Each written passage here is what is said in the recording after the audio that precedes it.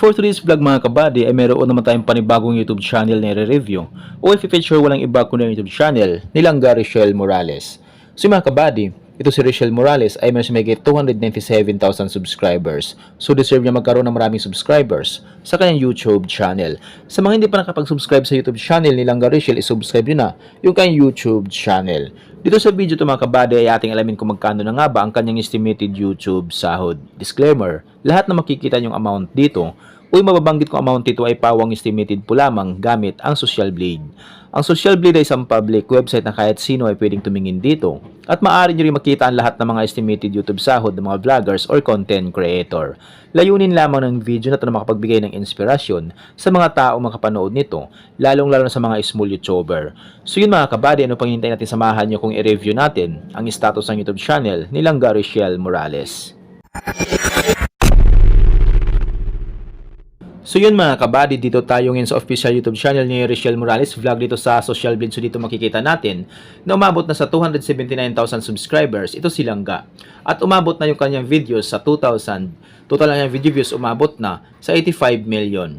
Ginawa ng YouTube channel December 30, 2022. Total grade, letter C. Social Blade rank pang 631,667. Subscriber rank pang 2,063. Video views rank pang 355,417. Country rank pang 828 na siya dito sa Pilipinas bilang isang vlogger.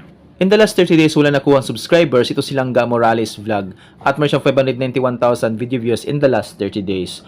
So yung mga kabady, dito naman tayo ngayon sa YouTube stats summary ni Langga Richelle. So dito na makikita yung mga nadagdag niya subscribers, video views, at yung kanya naman estimated earnings.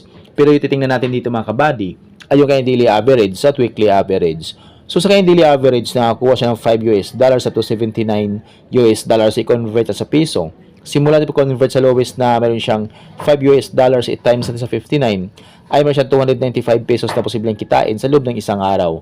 At kung abot niya yung highest na sa $79 i-times natin sa 59 ay meron siyang 4,661 pesos na posibleng kitain sa loob ng isang araw. So yun mga kabady, dito naman tayo ngayon sa kanyang weekly average. So sa kanyang weekly average, nakakuha siya ng $66 up to $1,100 i-convert sa piso.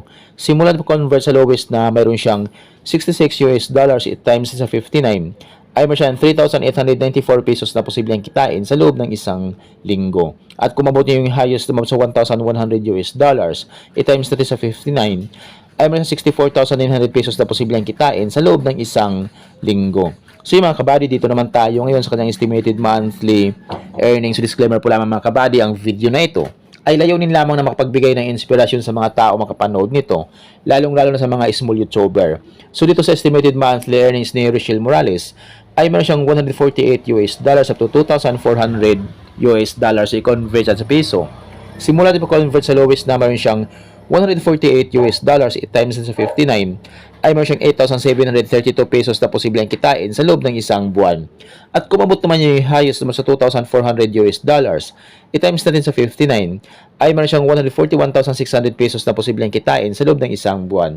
Pero maraming magbabago pa ito mga kabady, depende sa views na makukuha ni Langga Richelle. So dahil sa mga vloggers or content creator, nakadepende sa dami ng views, hindi sa dami ng subscribers. At laking tulong din yung mga viewers na hindi nag-i-skip ng ads. So kapag once na hindi po tayo nag-i-skip ng ads, medyo lalaki ang YouTube sahod ni Langga Richelle. So tuloy-tuloy natin suportahan ito si Langga Richelle hanggat maaari. Huwag po tayo mag-skip ng ads.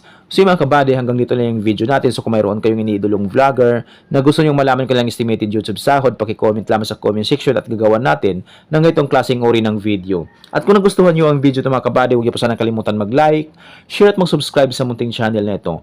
Once again, this is Kabady Vlog. Peace out.